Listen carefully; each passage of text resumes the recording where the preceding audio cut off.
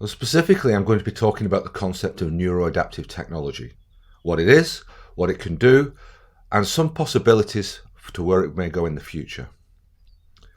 So let's begin by asking the question, what is neuroadaptive technology? Well, it is basically a closed-loop control system, a closed-loop neurotechnology to be specific, and it normally involves 4 different components. There are sensors that we use to take signals from the brain and the body. These sensors yield signals or data, and these signals need to be treated in some way, to be filtered and to be cleaned for artifacts. And then the clean signal goes over to a classification algorithm, normally some kind of machine learning approach. And what this classification algorithm is doing is making an inference about the status of the person based on those signals, whether they're in a high state of workload or a low state of workload, for example, whether they are happy or sad. And it is that inference that drives the interaction with the user.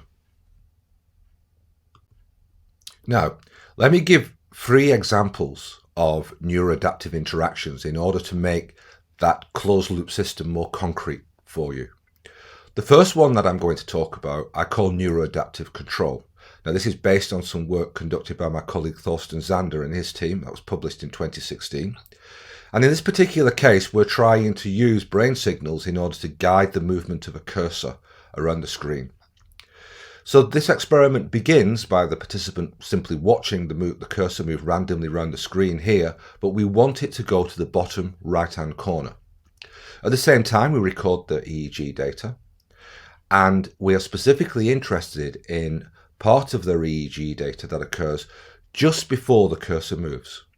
Specifically, we know that around 150 milliseconds before when the cursor moves, we see this positive deflection in the EEG. And what's interesting about this deflection is that it is higher when the cursor is moving in the correct direction and lower when the cursor is moving in an incorrect direction. So what Thorsten and his team did was to train an algorithm to recognize that difference and then allow implicit responses from the EEG to drive the movement of the cursor. So the next part of their experiment looks like this. So here, the cursor is moving around a grid as before, but now brain signals are being used to classify whether that's a good movement or a bad movement. So the green means it's going in the desired direction, the red means it's going in the undesired direction. And as you can see, as we get more green hits, the cursor then finds its way to the desired target. So what is actually going on there is that Thorsten's using an algorithm called reinforcement learning, so that when the brain data detects the cursors going in the desired direction, it then increases the probability of more movements in that direction.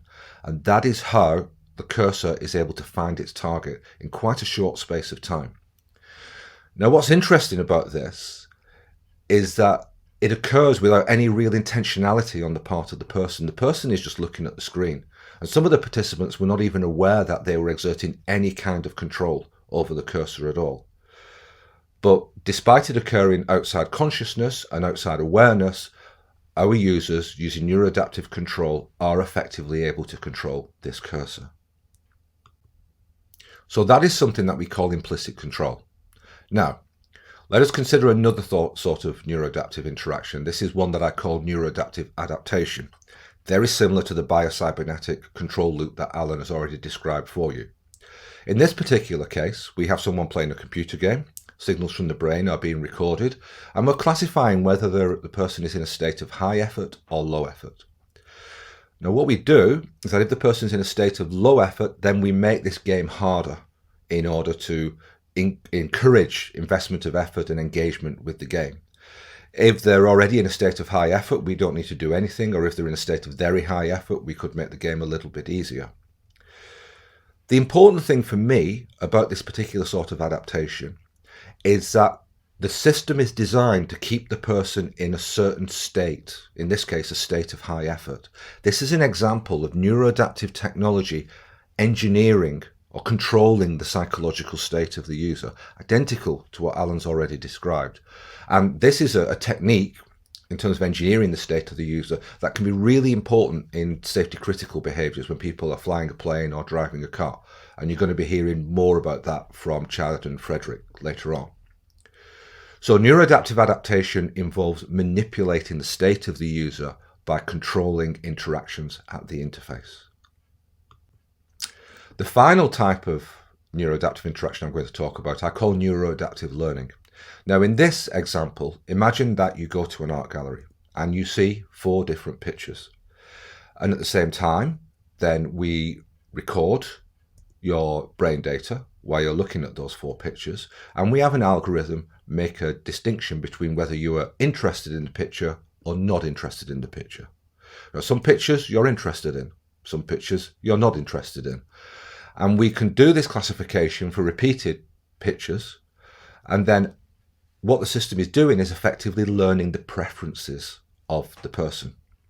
So we could use it in a typical way as like a recommendation engine, so we can get rid of the pictures that the person wasn't interested in, and then we can then direct the person towards pictures by a certain artist or in a certain style that they are more interested in. So this is an example of neuroadaptive learning, of the system learning something about the preferences of the person.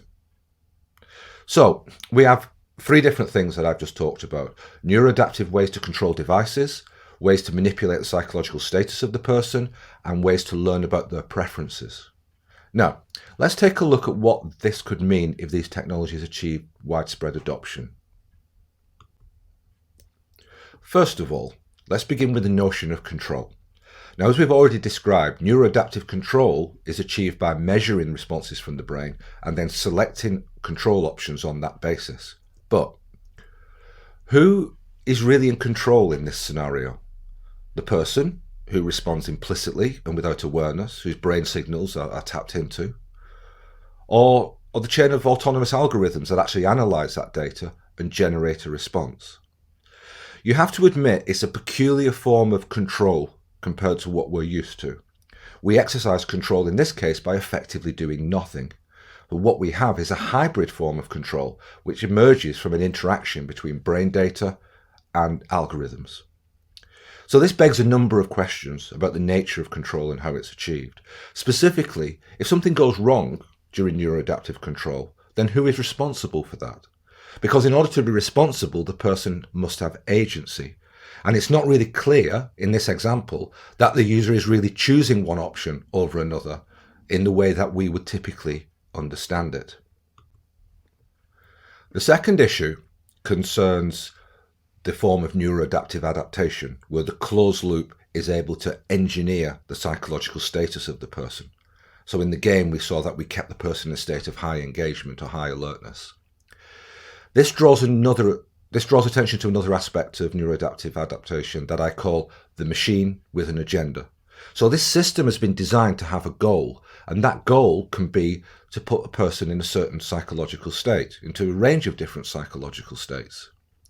But it is an open question as to how do people feel about that. Because what it actually involves is us ceding a degree of control, in this case a degree of control over our own cognitions and our own mood, to a closed-loop neurotechnology.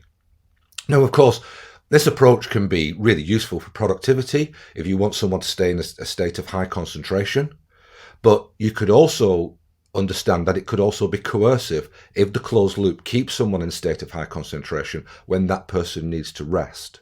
So we need to think carefully about how much control we give to the systems, and we also need to think carefully about how we design goals for the systems, how we design the agenda for the machine in order to protect the best interests of the person. The final issue I want to raise is about personal data and privacy. So if we're collecting data on preferences, as we did in the art gallery example, then what happens to that data and who owns that data? This is a diagram I've adopted from psychology called the Johari window, which describes self-knowledge and knowledge known to others.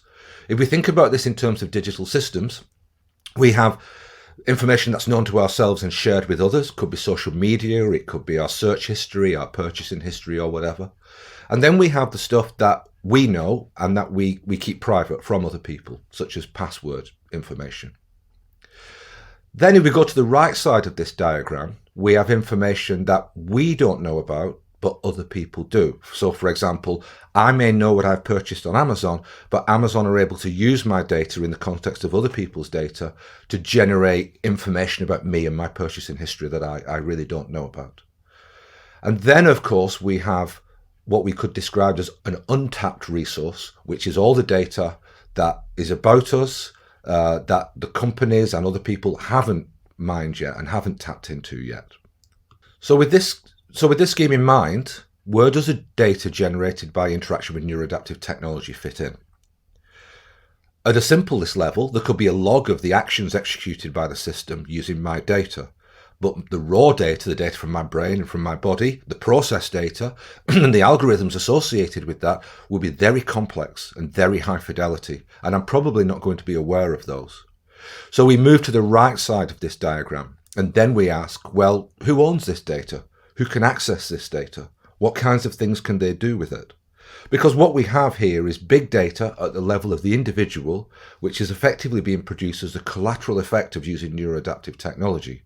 So we need to think carefully about ownership, privacy, security, and sharing.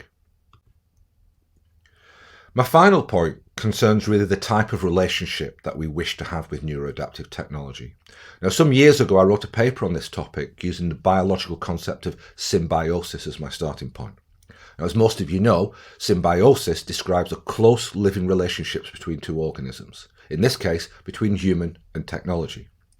In nature, symbiosis exists in several forms. The negative form, of course, is a parasitic relationship where one organism benefits by causing harm to others. So, I believe we must guard very carefully against the idea of neuroadaptive technology becoming parasitic in any way, of being able to fulfill its functions while causing harm to human users. We must keep that concern in our mind. On the other hand, we have mutualism, where both organisms receive benefits from this interaction. Now, this is a type of relationship that we must aim for, because fundamentally humans should benefit in some material way from using this technology. But let us not forget the other side of the equation. Do not underestimate how neuroadaptive technology and technology in general will benefit from a close relationship with human beings, like the one that I've just described. If we cede control to technology, we provide technology with greater freedom. And by giving control and freedom to technology, we provide it with a means to evolve and to become more diverse and become more complex. We may even imbue it with a degree of sentience, all as a collateral effect of neuroadaptive interaction. So I'm going to leave you with those thoughts, and I'm going to say thank you very much for your attention, and I'm going to hand you over to Chad.